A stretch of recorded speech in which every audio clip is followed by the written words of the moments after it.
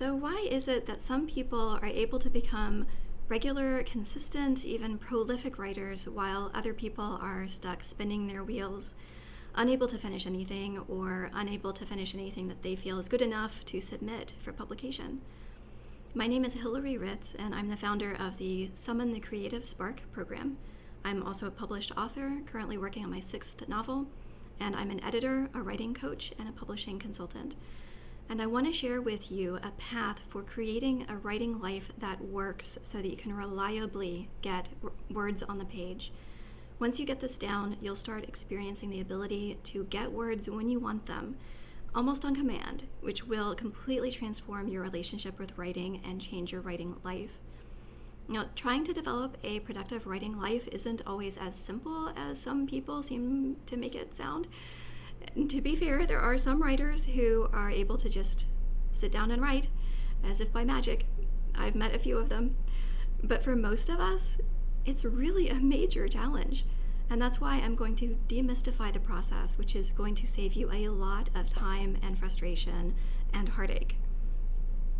When I first decided to get serious about my writing myself, I didn't know how to do it.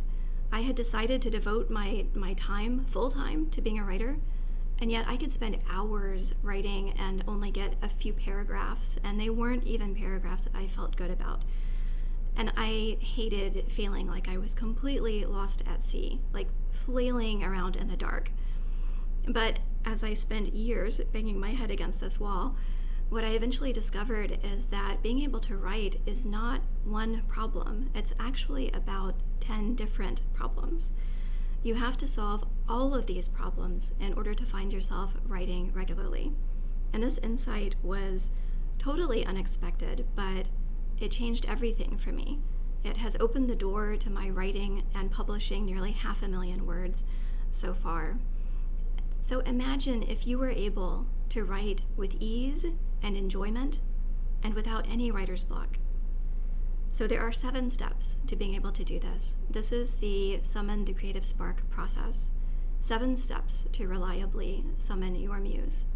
The first is to shift your mindset around your writing.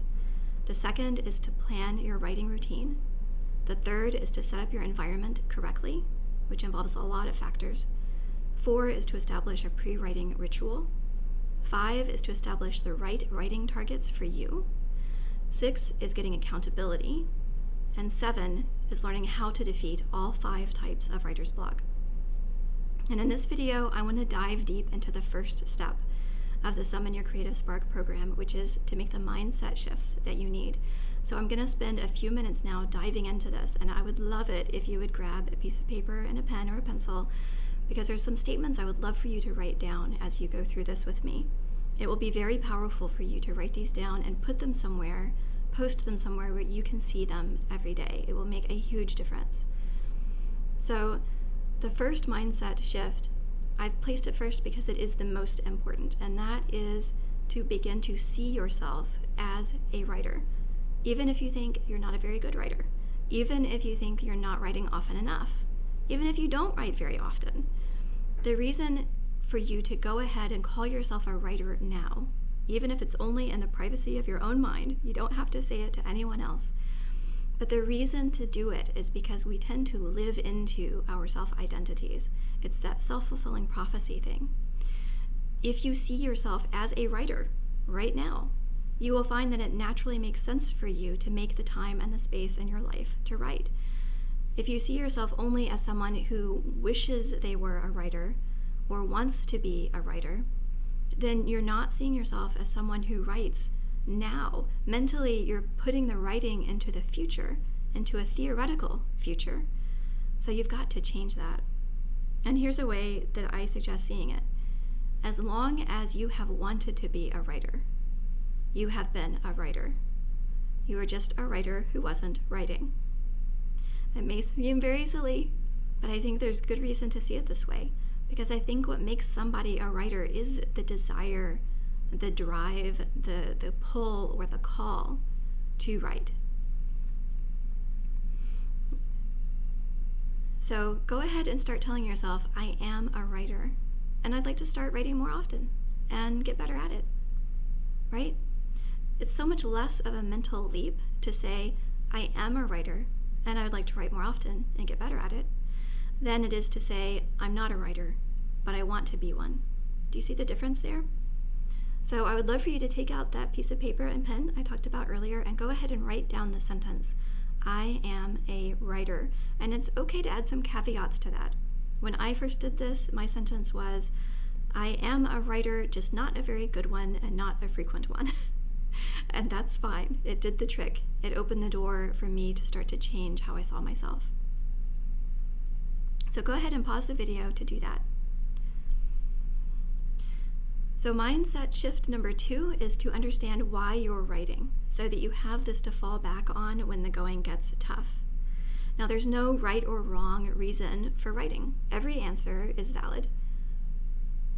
But it's, I think, important to know what the answer is, because otherwise you don't have anything to commit to. And in order to accomplish a task as massive as writing, you've got to have commitment. And I'll talk about that more in the next step. But for now, just think about why you want to do this. And if you're not really sure, here are the top 8 reasons that I have found that writers want to write. So think about, as I go through these, just listen for and sort of daydream about each of them and listen for the emotional response in you of which one feels like a yes. What feels like a yes to you? What makes you feel really positive and really good when you hear it? So the option 1 is accolades and awards, critical acclaim, being admired by other writers, having those shiny gold award stickers on the front cover of your book. 2 is the sheer love of the process, losing yourself in your imaginary worlds for hours at a time, just telling stories you love. 3 is sales, money, royalty checks, popularity, fan letters, media coverage, being invited to conventions as a guest, doing autograph sessions. 4 is personal satisfaction, feeling proud of your accomplishments, counting up your published works, tallying up all the words you've written or had published, collecting acceptances, knowing you rock. 5 is passing the gatekeepers, getting the attention of top agents and editors and publishers, making the grade, getting that stamp of approval. 6 is sharing your voice, vision, or message, saying the things that only you can say because of who you are or the life you've lived. 7 is that you just can't stop thinking about it. Writing never stops calling to you. It just doesn't leave you alone. You just want to be a writer. And number 8, the last one, is that writing is a source of fulfillment, unlike anything else. So whichever answer you get, write that down too. Write down the statement, I'm committed to my writing because I want, and fill in the blank. Pause this video until you've done it. Mindset shift number 3 is that you've got to make an outsized commitment to your writing. We touched on this on the last one. Writing needs to be your number 1 priority on writing days.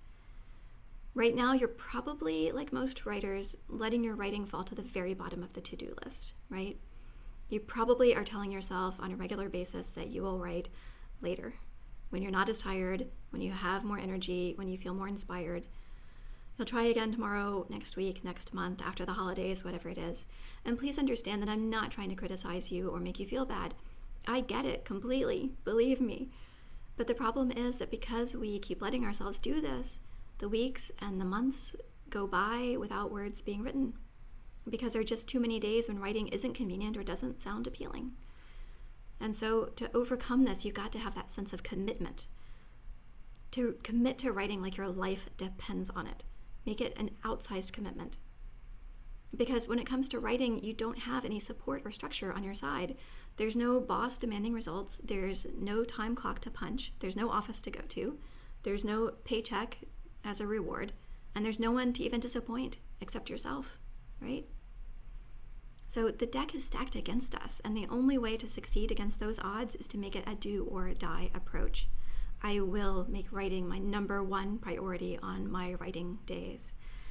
And a quick note, the reason I keep saying on your writing days is because you don't have to write every day. I know you hear all the time, writers write every day. It's not true. It's not necessarily true. I have never had a daily writing habit. And I finished 5 novels and 6 novelettes and a number of short stories. So it doesn't have to be every day, but you do need to know what your writing days are and commit on those days that it's your number one priority. As soon as you're done with work or whatever other obligations you absolutely must do, writing is next. So go ahead and write this down before you go on. I am committed to my writing as my number one priority on my writing days. Mindset shift number 4 is that you've got to understand the natural slump that happens in every creative project and be ready to weather it. It is so easy to get taken completely off guard when you realize that your enthusiasm is flagging and self-doubt has set in and you suddenly hate your story and you're questioning the whole idea of being a writer.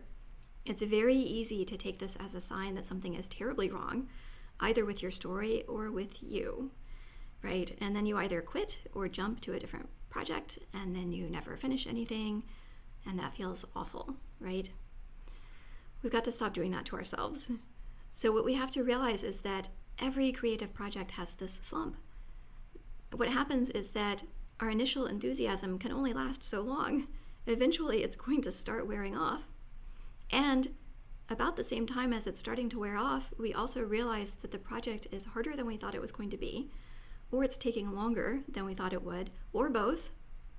And then there we are, we're in the slump. And so we've got to understand that this is the normal creative cycle for every project. You start with enthusiasm, then it gets tricky, then you decide it sucks, then you decide that you suck. But then if you persist, the next phase is the thought, this might be okay. And then at the end, the realization, this is awesome. You just have to stick with it. And so if you anticipate the slump so it doesn't catch you off guard, recommit to the process and power through, you will be okay. So write this down on your piece of paper next. Writing slumps are universal, normal, and meaningless. When I hit one, I will just keep writing. The final mindset shift, number 5, might sound like a complete contradiction to everything else I've just said, because I just talked about how writing is so difficult that it requires an outsized commitment, and you've got to have a rock-solid motivation to do this and be ready for the inevitable slump, and all of that is totally true. But all that said, writing can be so much easier than it has been so far. Writing can be easy if you allow it to be, and if you learn the tricks for how to recognize and defeat writer's block. Writer's block is the thing that makes this so difficult and so challenging and causes us to so often abandon a project. So being able to defeat writer's block, it's completely doable. I have learned how to identify and solve all 5 types of writer's block that I have encountered. And unfortunately, I don't have the space to go in this video into all of them. It's way out of scope. But I want you to make the mindset shift of realizing that writer's block is defeatable, and that will make writing so much easier than it has ever been before. So write this down for me. Writing can be easy for me, and I am committed to learning how to make it easy for me. So imagine for a second what it would feel like to experience this kind of transformation. What would your life be like if writing was easy and you could get words freely and with enjoyment whenever you wanted them? What if you could therefore finish your writing projects much faster than you currently even dream of, which also meant that your writing skill was improving quickly instead of slowly, and you soon found yourself in a position of being able to submit your work and get published? What if you did become a published author? What kind of impact would it have on your life to be able to tell people that you are a published author? How would that affect how you see yourself? For many of us, this will be the single greatest unforced achievement of our lives. How would it change how you present yourself to the world and how you show up in your life and in your relationships? How would you feel different? Think again about the question of why you want to be a writer. Going from not writing or struggling to write to writing regularly and with enjoyment is absolutely possible for you. And when you are able to summon that creative spark, then you can achieve any of those things you want to achieve. You can get the fan letters, you can get the awards and the creative acclaim, critical acclaim. You can self-publish and sell your books, or you can get an agent and a publishing contract. You can enjoy the admiration of other writers. You can feel the satisfaction of holding your own book in your hands. As you can probably tell, I love this topic. I've been helping other writers with their writing for a while now, and I've received so much positive feedback. And what I want to do right now is help you finish something that you will feel good about. And I want to help you do it before Christmas. And I'm going to do this through a group coaching program called the Nifty Novelette. We're going to write a story or a memoir that is novelette or novella length. And in order to help you do this, I'm going to go deep on all of the 7 steps I talked about earlier to help you create a productive writing life that is going to last well beyond the 6 weeks that we spend together. In fact, I am confident that it will completely change your writing life. Now, we've already talked about step 1, the mindset shifts. That's done. And in this coaching program, I'm first going to give you the pre-work necessary to set you up for success. And that first week, we're going to plan your writing, set up your environment correctly, and establish a pre-writing ritual. Those are steps 2, 3, and 4 that I talked about earlier. And the program itself will give you the writing target. Like I talked about, we'll do a story or a memoir that is novelette or novella length. And what that means is anywhere from 10,000 to 40,000 words. And if you're used to thinking in terms of pages, that is anywhere from 30 pages double-spaced to 110 pages double-spaced. And we'll do that in 6 weeks. So that covers step number 5. And by us working together over those 6 weeks' time, I will give you the accountability you need. That's step number 6.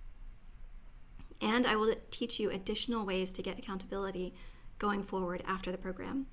And finally, I will give you direct personal guidance through any writer's block you might experience. So that's step number 7.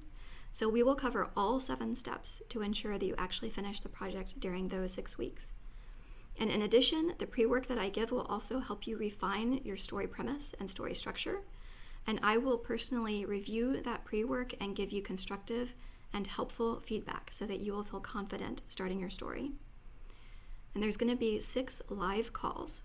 And for each call, I'm going to walk you through solutions to whatever problems you are facing in the writing process. I will respond to every question that I am brought, no matter how long I need to stay on the calls. You're also going to get additional resources. They might be worksheets or additional videos, whatever you need. You will also be able to access me and the other participants in a private Facebook group, and you will have once daily text access to me as well. All of this so that you can finish the program with a piece that is done and that you are proud of. Now, a few important notes real quick. You don't have to have a story idea in mind right now. In the pre-work, I will help you come up with an idea, and I'll make it super easy for you. I have a worksheet for that. You also don't have to have a new idea.